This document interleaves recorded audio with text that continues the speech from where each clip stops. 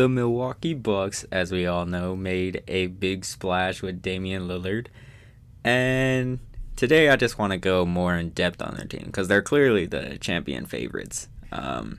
Even though their rival, well, kind of, but their biggest competitor got Drew Holiday. So we're going to go over the Bucks in this video, and I'll cover the Celtics in the next video probably. So leave a like and subscribe, but we're going to go over the Bucks offseason and how I think they will perform this next coming season. So let's get the elephant out the room. They lost embarrassingly last year. They choked the last 2 games of that Heat series, and Giannis got hurt in Game 1. I still think they should have been able to beat the Heat. Well, at the time I did, because I didn't know Jimmy Butler was going to go Super Saiyan, and the Heat were magically going to be good at shooting threes again.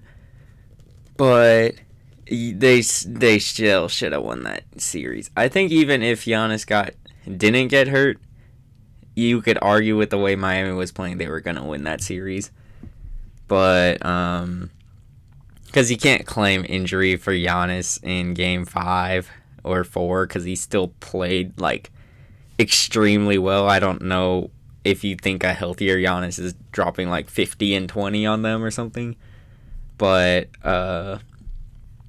so they had to make a move because Giannis made it very clear that he was not going to stick around if they were just going to rebuild after this, and he wants to win now. And literally 2 weeks later, they got Damian Lillard, but we'll get into that in a bit. Before that, their offseason was pretty okay. They were just going to run it back. So before the whole Lillard, they, let's see. They added Malik Beasley, another shooter, and even Cameron Payne. I didn't know that. Jeez. And then brought back the Nassus, Jay Crowder, Brook Lopez, and Chris Middleton. So basically just bringing back everyone. I thought Brook Lopez was going to go somewhere else. I was hoping he'd come to the Kings, but that's besides the point. And it looked like they were just going to run it back, and it probably would have been good because they got a new coach, I think, Adrian Griffin or something. Let me see if it's here. Yeah, apparently. I'm not going to pretend I know if he's a good coach or not, but whatever. Anyways, they got Lillard, and in the process, they lost Grayson Allen and, where'd he go? Drew Holiday, basically, and picks. So the only key people they lost from last season is Javon Carter, Grayson Allen, and Drew Holiday. But I think they did a pretty good job on the return. Wait, hold up. They have Drew Timmy. Okay, I'm sorry, I just realized that. But let's go to a full look of their roster right now. I really hope this is updated. Alright, so from what I looked before, it looked like they had a good solid 8-man rotation to run in the playoffs, which is really all you need. 7 is where it gets iffy. But most teams run 8, I'd say. So after all the moves, my question is, what is the guard defense really going to be looking like? Because Cameron Payne, fine. Lillard said he could play defense, but what player is going to admit that they're a cone? Jay Crowder is not what he used to be, and he's slower. Chris Middleton, I guess you could just hope he makes a full recovery this year. He was good defensively until the injury in 2022. Pat Connaughton, I mean, sure, I guess. I don't think Malik Beasley's the answer. But I don't know who runs the shooting guard position. That's my whole thing. You know the first 4. It's Damian Lillard at point, whoever at shooting guard, Chris Middleton, Giannis, and Brook Lopez. Because they usually run Bobby Portis off the bench, and it's better to give Giannis more spacing. So it's not going to be Malik Beasley. I don't think it's probably going to be Connaughton. But that's the main issue. So this trade deadline, try to find someone that could fill that role.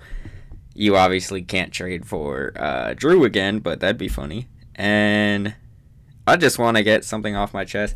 This team, the 2023-2024 Bucks, they are not a super team. I see people on Twitter saying that they're a super team. This is not a super team, okay? I think Twitter or just NBA fans, like, they see a team or something that they don't like, and they try to justify it as a super team. They do it all the time with LeBron. So I saw one that called last year's Lakers team a super team, but no. God forbid someone has two top. Okay, wait. God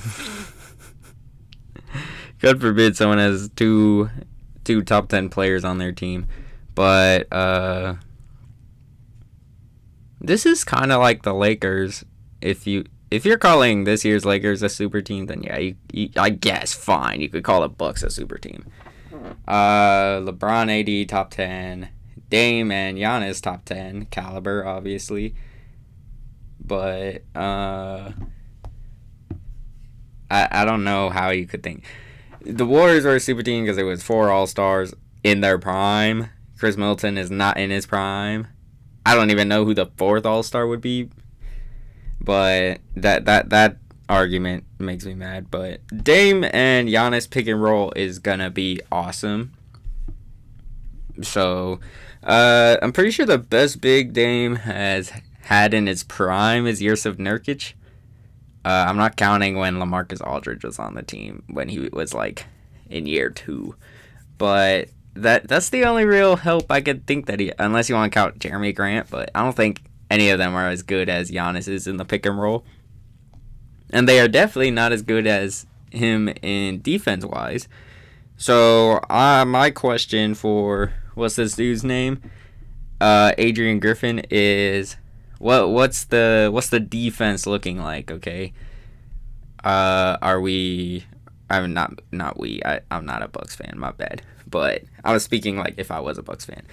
Are we like just sending Giannis on the best player? Let's say hypothetically they're playing the Celtics. Are we just putting Giannis on Tatum and have everything else figure itself out? Because Bud would never do that. He would never put Giannis on the best player. And over time, I started to see why. I really think he should have just eventually just done it. Because Giannis would have to carry a load offensively. So I can see that. But now he has Lillard. So that's why my question is he going to do that? And my question is, I had one more question at least. 8-man playoff, yes. Sorry, I'm looking at my notes real quick. I guess not. Okay. But I just want to pair them up against the Bucks real quick. Not Bucks, Celtics. So let's look at this Celtics team. I see a lot of people saying the Celtics are like they have the best roster, which I do not think is true at all. But to each their own opinion. I'm not going to tell you you're wrong, but you're wrong. Let's take a little sneak peek into this. Celtics have, I counted earlier, it's only like 6, I guess if you want to count Pritchard's 7 quality playoff players. So Bucks beat them in the depth department, and right now they don't have a leader. So a lot of people say the Celtics are gonna shut down Giannis. I'll get more into this, but that's not gonna happen anymore. Al Horford is not doing that at this year 2023 of our Lord. But I don't know, like, is this team is, I think, is the clear favorite to come out the East, but at the same time I could see Miami's gonna do something weird. Like, they're gonna magically push it to 7 somehow, because they did against the Celtics in 2022, and I feel like after the Bucks were like, okay, it's pretty clear that Boston's gonna win. They did it this year against literally every single team. So you can never count Miami out, but this year I feel like is is the least open the East has been since basically LeBron left. I guess technically the 2021 Nets, but they got injured, so I don't care. But yeah, leave a like and subscribe. Thank you for getting me to 100 subscribers, guys. I appreciate it. I'll make a video about that later. But leave a like and subscribe, and comment down below what you think about the Bucks. If you think they're a super team, how well you think they're going to do, or if you think this whole thing's going to fail. So leave a like and subscribe, and I'll see you all next time.